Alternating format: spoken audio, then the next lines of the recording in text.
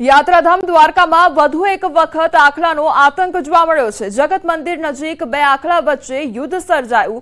આખલા યુદ્ધના કારણે નાસભાગ સર્જાઈ ગઈ હતી। અનેકવાર આખલાના યુદ્ધના કારણે સ્થાનિકોના જીવ જોખમમાં મુકાઈ રહ્યા છે। અવારનવાર આખલાઓના આતંક છતાં તંત્રની નહિવત કામગીરી સામે આવી છે।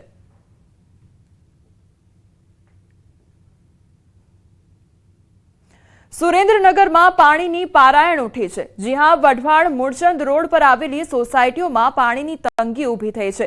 રહીશોનો આક્ષેપ છે કે છેલ્લા કેટલાક વર્ષોથી પાણી આવતું જ નથી, જેના કારણે 150થી વધુ પરિવારોને હાલાકી ભોગવવાનો વારો આવ્યો છે। અનેક રજૂઆત છતાં તંત્ર આંખ આડા કાન કરી રહ્યું છે। આ વિસ્તારમાં રોડ, ગટર અને પાણી સહિતની પ્રાથમિક સુવિધાઓનો અભાવ છે। ઘરમાં નળ તો લાગેલા પણ છે, પાણી ન આવતું હોવાથી નળ શોભાના ગાંઠિયા સમાન બન્યા છે। રહીશોને પાણી મેળવવા ખૂબ દૂર જવું પડે છે અથવા ટેન્કર મંગાવવું પડે છે, પરંતુ ટેન્કર સ્થાનિક પરવડે તેમ નથી। ત્યારે સ્થાનિકોએ તંત્રને વહેલી તકે આ સમસ્યાનો ઉકેલ લાવવા માટે માંગ કરી છે। 50 વર્ષથી ના રહી છે તો પાણીની તકલીફ છે બહુ। નર આપ્યા પણ નરમાં પાણી નથી આવતું। અવારનવાર અહીંયા જાય છે અમે બધે, તો કોઈ જવાબ નથી દેતા અમને। પાણીની, રોડની અને ગટરની 3 માંગણી છે અમારી। તકલીફ બહુ પડે પાણીની। ટાઉન પર આમાં રહી છે, 50 વર્ષથી રહી છે। અમારે પાણીની પ્રોબ્લેમ છે, બધે જાય છે પણ અમારું કોઈ સાંભળતું નથી। પાણીના ટેન્કર નથી આવતા। નગરપાલિકાની પાણીની લાઈન હા છે પણ પાણી નથી આવતું। આ કેટલાય વર્ષોથી અમારે પાણી, રોડની આ બધી સમસ્યા છે, ગટરની। છેલ્લા 10 વર્ષથી તો અમે આ ધક્કા ખાવી છીએ, અમારું કોઈ સાંભળતું નથી। આમાં 500 થી 1000 વસ્તી હશે। મહાનગરપાલિકામાં અમે હમણાં રજૂઆત કરી, એ લોકો કહે છે કે થઈ જાય છે। અત્યારના આધુનિક યુગમાં લોકો ડિજિટલ દુનિયા તરફ વળી રહ્યા છે। તેથી ગુજરાત સરકારના વાહન વ્યવહાર વિભાગ દ્વારા મોટર વાહન કાયદાને અપડેટ કરી અને ડિજિટલ કરવા માટેના પ્રયાસો થઈ રહ્યા છે, જેના ભાગરૂપે ઈ ડિટેક્શન પ્રોજેક્ટનું અમલીકરણ કરવામાં આવી રહ્યું છે। રાજ્ય અને કેન્દ્ર સરકાર હસ્તકના હાઈવે પર ચાલતા ટોલ પ્લાઝા પર પણ ઈ ડિટેક્શન સિસ્ટમ ગોઠવી આ પ્રોજેક્ટનું અમલીકરણ કરવામાં આવી રહ્યું છે। આ અંતર્ગત ભારે વાહનને લગતા તમામ ડોક્યુમેન્ટ આગામી 7 દિવસમાં પરિવહન પોર્ટલ પર અપલોડ કરવાના રહેશે। જેમ ટોલ પ્લાઝા પરથી પસાર થતા વાહનોના ટોલ ચાર્જ સીધો ફાસ્ટેગથી ઓનલાઈન કપાય છે, તેવી જ રીતે ટોલ પ્લાઝા પરથી પસાર થતા વાહનોના પીયુસી, ફિટનેસ સર્ટિફિકેટ, ઇન્સ્યોરન્સ અને અન્ય જરૂરી ડોક્યુમેન્ટ અપડેટ થયેલું નહીં હોય તો આવા વાહન માલિકોને ટોલ પ્લાઝા પરથી ઈ ચલણ દ્વારા મેમો આપવામાં આવશે।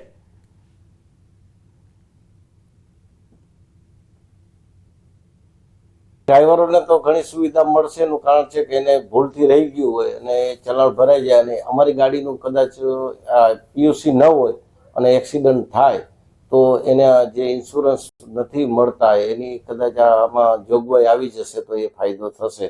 કારણ કે પીયુસી વગર એક્સિડન્ટ થાય તો એને ઇન્સ્યોરન્સ પાકતું નથી। ના, સારામાં સારો નિયમ છે। પહેલાં ભૂલી જતા, હવે તો ટોલ નાકું પાર કર્યું ત્યારે ડાયરેક્ટ સેટના મેમોમાં વહી જવાનું, એટલે ઓનલાઈન મેમો વહી જવાનું, એટલે સેટને ખબર પડે કે ના આપણે ભૂલે ડાયરેક્ટ થઈ જાય। સારામાં સારું છે ને। એટલે હું તકલીફ હતી એ તકલીફ વહી ગઈ ને, હવે તકલીફ ના રહે ને। એમ ડાયરેક્ટ માલિકને જ ખબર પડશે। એ ચલણ પોલીસ વાળા કઈ રોકી તો ટાઈમ ના વેસ્ટ થાય આપણો, એ સારા માટે છે। ટોલ નાકા પરથી ડાયરેક્ટ ઓનલાઈન ખબર પડી જશે મોબાઈલમાં। ટ્રાન્સપોર્ટ માટે બી સારી છે, ટ્રકના ઓનર માટે બી સારી છે અને ડ્રાઈવરો માટે બી સારી છે। અને આ સરકારની જે સિસ્ટમ છે એને અમે આવકારી છીએ।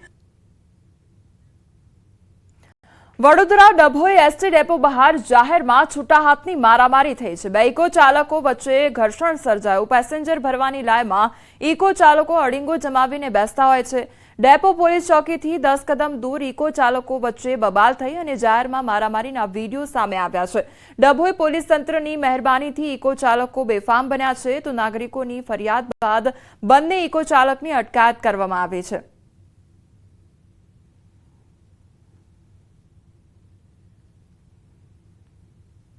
રાજકોટમાં રાજકુમાર જાટના મોત મામલે ખુલાસો થયો છે। મૃતક રાજકુમાર જાટનો ફોરેન્સિક રિપોર્ટ સામે આવ્યો છે। ફોરેન્સિક રિપોર્ટમાં અનેક ચોંકાવનારી હકીકતો સામે આવી છે। રાજકુમારના શરીર પર 4 સેન્ટીમીટરના નિશાન મળી આવ્યા છે. લાકડીથી મૂઢમાર મારવામાં આવ્યો હોય તેવું અનુમાન લગાવવામાં આવ્યું છે. તો ગુદામાં 7 સેન્ટીમીટર ઊંડો ચીરો પણ મળી આવ્યો છે. 4 સેન્ટીમીટરના નિશાન અકસ્માતમાં કઈ રીતે પડે તે અંગે અનેક સવાલ ઉઠ્યા છે. અનેક શંકા ઉપજાવે તેવા નિશાન મળી આવ્યા છે. ઈજાના નિશાન 12 કલાક પહેલાના હોવાનું અનુમાન લગાવવામાં આવી રહ્યું છે.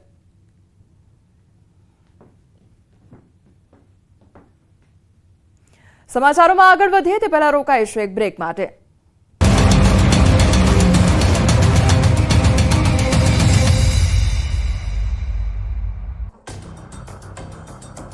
ગિરનારની રહસ્યમય સફર. ભૂલ ભૂલામણી જગ્યાથી નીકળે છે ગુપ્ત દરવાજો. ખૂબ જ આકરું છે આ જગ્યા પરથી પસાર થવું. જ્યાં પહોંચવું છે મુશ્કેલ. એવી સાંકડી ગુફામાં ગંગેશ્વરનો વાસ. જુઓ આજે રાત્રે 7:54 ગ્રાઉન્ડ રિપોર્ટ. રાજ્યમાં 3 દિવસ ગરમી ભૂક્કા કાઢશે. વેસ્ટર્ન ડિસ્ટર્બન્સના કારણે કેટલાક શહેરોમાં 40 ડિગ્રીને પાર જઈ શકે છે તાપમાન. અમદાવાદમાં પારો 39 ડિગ્રી જવાની શક્યતા. દરિયાકાંઠાના વિસ્તારોમાં ગરમ પવનો ફૂંકાશે. હવામાન વિભાગે આગાહી કરી. રાજકોટ સહિત રાજ્યભરમાં ગરમીનો નવો રાઉન્ડ શરૂ. સોમવાર સુધી તાપમાનનો પારો 39 થી 41 ડિગ્રી વચ્ચે રહેશે. ગરમીના પ્રકોપ વચ્ચે રાજકોટમાં રસ્તા જોવા મળ્યા સૂમસામ. ઉત્તરાખંડના હર્ષિલ ખીણમાં તાજેતરમાં થયેલી હિમવર્ષાથી ખેડૂતોમાં ખુશીનો માહોલ. હિમવર્ષાથી ઠેર ઠેર બરફનું સામ્રાજ્ય છવાયું. સ્નોફોલથી સફરજન સહિતના પાકમાં મોટો લાભ થવાની ખેડૂતોને આશા. ઉત્તરાખંડમાં ચમોલીમાં બરફવર્ષા બાદ પ્રવાસીઓની સંખ્યામાં વધારો. હિલ સ્ટેશનો દેશ વિદેશના પ્રવાસીઓથી ધમધમ્યા. પ્રવાસીઓએ પર્વતો પર ચઢાઈ કરી અને ટેન્ટ બનાવી ભોજનનો આનંદ માણ્યો. બોટાદના જમરાળા ગામે રોડ પર ચાલુ કારમાં અચાનક આગ લાગી. આગમાં કાર બળીને રાખ થઈ ગઈ. કાર ચાલકે કારમાંથી કૂદી જીવ બચાવ્યો. ફાયરની ટીમે આગ પર કાબુ મેળવ્યો. કારમાં આગ લાગવાનું કારણ અકબંધ.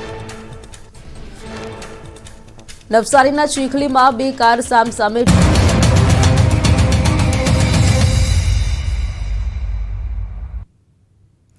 બ્રેક બાદ આપનું સ્વાગત છે અને સમાચારો પર નજર કરીએ તો ગોંડલમાં ક્ષત્રિય અને પાટીદાર સમાજ વચ્ચે થયેલા અણબનાવ મુદ્દે આજે પાટીદાર અને ક્ષત્રિય સમાજના અગ્રણીઓ એકઠા થયા છે. બંને સમાજ દ્વારા સહમતિ તેમજ કોઈપણ પ્રકારના મતભેદ વગર સમાધાન કરી લેવામાં આવ્યું છે. સાથે વિરોધીઓ પર આકરા પ્રહાર પણ કરવામાં આવ્યા હતા.